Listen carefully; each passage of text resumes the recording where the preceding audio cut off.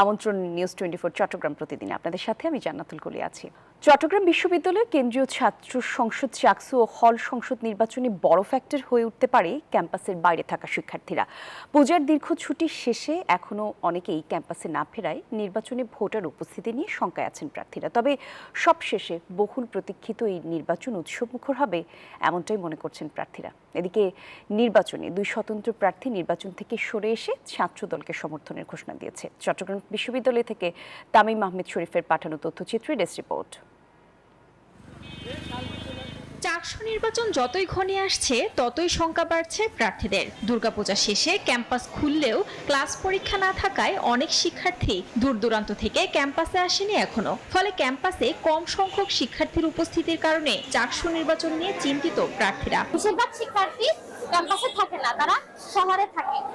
এই বড় সংখ্যক শিক্ষার্থী সবাই কিন্তু আসন্ন চাকসু নির্বাচন 15 অক্টোবর চাকসু নির্বাচনে তারা ভোট দিবে। প্রশাসনের কাছে আমরা দাবি জানাবো যে যেহেতু আমাদের বড় একটা অংশ শিক্ষার্থী শহরে থাকেন, সেক্ষেত্রে যাদের শিক্ষার্থীরা ক্যাম্পাসে আসেন 15 অক্টোবর, তাহলে তারা যে পর্যাপ্ত পরিমাণ বাস এবং ট্রেনের শিডিউলটাকে তারা রেজ করবে। ক্যাম্পাসে আবাসন সংকটের ফলে বেশিরভাগ শিক্ষার্থীকে ক্যাম্পাস থেকে দূরে চট্টগ্রাম শহরে থাকতে হয়। ফলে ভোটে অংশগ্রহণ নিয়ে প্রার্থীদের মধ্যে আছে নানা জল্পনা কল্পনা। তারা নির্বাচনের দিন অতিরিক্ত বাস ও শাটল ট্রেনের সংখ্যা বাড়ানোর দাবি জানান। আমরা যে অবস্থা দেখছি 15 তারিখ আর বেশি দূরে নয়, সুতরাং ইলেকশনের দিন আসলে অনাবাসিক এই বিষয় সকল শিক্ষার্থীরা আসলে আসবেন কিনা।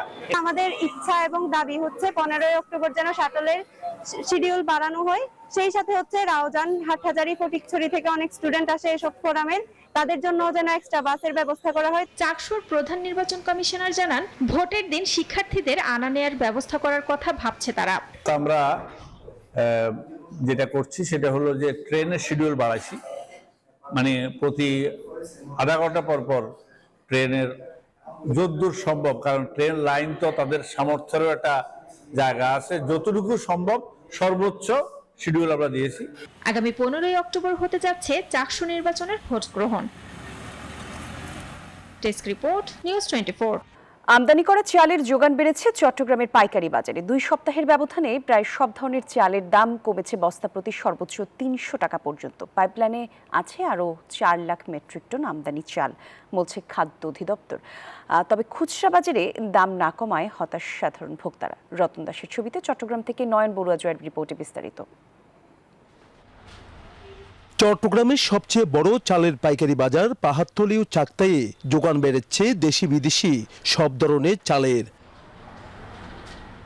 বর্তমানে জিরা শাইল সেদ্ধ বস্তায় 300 টাকা কমে বিক্রি হচ্ছে 3600 টাকায়। মিনিকেট সেদ্ধ 100 টাকা কমে 2800 টাকায়। পাইজাম সেদ্ধ বস্তায় 200 টাকা কমে 2700 টাকায়। কাটারিভোগ 200 টাকা কমে বিক্রি হচ্ছে 1700 টাকায়। অবশ্য কাটারিভোগ আতপ বস্তাপ্রতি 150 টাকা কমে 3900 টাকায় এবং মিনিকেট আতপ 150 টাকা কমে বিক্রি হচ্ছে 3050 টাকায়। পাইকারেরা বলছেন আমদানি করা চালের পাশাপাশি যোগান বেড়েছে দেশি উৎপাদিত চালেরও। দেশীয় চালের দামটা কোয়ালিটি ভেদে বস্তায় আপনার 100 থেকে 200 টাকা কমছে, 200-250 টাকা পর্যন্ত কমছে কোয়ালিটি ভেদে। তবে আড়তদাররা বলছেন চাল সিন্ডিকেটদের কারসাজির কারণে এতদিন চালের দাম বাড়তি ছিল। আমদানি চাল বাজারে বর্তমানে প্রচুর চাইলাম। আগে যে আমাদের কর্পোরেট গ্রুপের একটা সিন্ডিকেটের মাধ্যমে হইতো, এখন আর কর্পোরেট গ্রুপের সিন্ডিকেট নাই। খাদ্য অধিদপ্তরের কর্মকর্তারা বলছেন সরকারের পাশাপাশি বেসরকারিভাবেও বেড়েছে চাল আমদানি। বেসরকারি চাল আমদানি এলসি ইতিমধ্যে খোলা আছে, যার কারণে সবাই চাল আমদানি করতে পারছে। এছাড়াও সরকারিভাবে চাল আমদানি হয়েছে। সরকার এবার সর্বাধিক পরিমাণ কিন্তু সংগ্রহ করেছে, যেটা অতীত ইতিহাসে কখনো হয় নাই। তবে পাইকারিতে দাম কমলেও খুচরাতে প্রভাব না পড়ায় হতাশ ক্রেতা।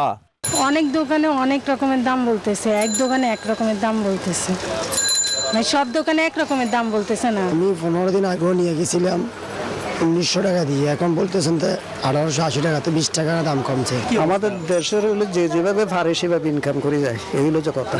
এইদিকে সুগন্ধি চালের দাম এখনো বাড়তির দিকে। নয়ন বড়ুয়া জয়, নিউজ 24, চট্টগ্রাম। চট্টগ্রাম দক্ষিণ জেলা বিএনপি আহ্বায়ক কমিটির সাবেক সদস্য মুস্তাফিজুর রহমান বলেছেন, রাষ্ট্র কাঠামো মেরামতের ৩১ দফা শুধু একটি রাজনৈতিক ঘোষণাপত্র নয়, এটি একটি জাতীয় পুনর্গঠনের রূপরেখা। বিএনপির ভারপ্রাপ্ত চেয়ারম্যান তারেক রহমান ঘোষিত রাষ্ট্র কাঠামো মেরামতের ৩১ দফা বাস্তবায়নের লক্ষ্যে বিকেলে আনোয়ারায় বটতলী ইউনিয়নের লিফলেট বিতরণ এবং গণসংযোগকালে এসব কথা বলেন তিনি। আরও বলেন, দফাগুলো বাস্তবায়িত হলে দেশের জনগণ মুক্ত হবে অন্যায়, দুর্নীতি এবং দলীয় নিয়ন্ত্রণের কবল থেকে। এমন একটি বাংলাদেশ যেখানে প্রশাসন হবে জনগণের, বিচার হবে নিরপেক্ষ আর গণতন্ত্র হবে মানুষের অধিকার। তারেক রহমানের ৩১ দফাই নতুন বাংলাদেশের ভিত রচনা করবে বলেও মন্তব্য করেন তিনি। কুমিল্লার ১৪ গ্রামে জগন্নাথ দিঘি পানি আটকে রাখার প্রতিবাদে বীর মুক্তিযোদ্ধাদের সমাধিস্থল সহ শত বছরের পুরনো কবরস্থান রক্ষার দাবিতে মানববন্ধন করেছে বিক্ষুব্ধ এলাকাবাসী।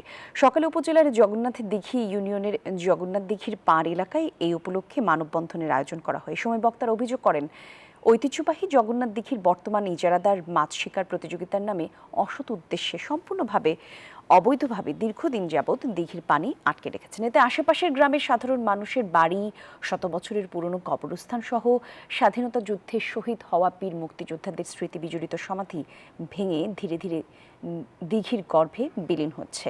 স্থানীয়রা এ বিষয়ে আপত্তি জানালে ইজারাদার সহ কর্তৃপক্ষ এতে কর্ণপাত করছে না। আর এই ঘটনায় স্থানীয়দের মাঝে চরম উত্তেজনা এবং ক্ষোভ বিরাজ করছে। পরে মানববন্ধন শেষে তারা ইউএনও বরাবর স্মারকলিপি।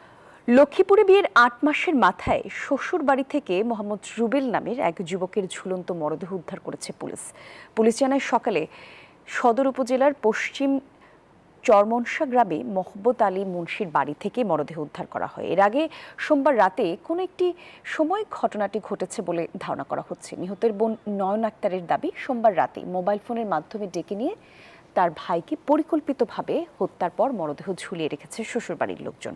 আর এই হত্যার বিচার চেয়েছে পরিবারটি। তবে নিহতের স্ত্রী রিয়া আক্তারের দাবি, তাদের ভাষাতেই বাড়ির সামনে তিনি গলায় ফাঁস দিয়ে আত্মহত্যা করেছেন।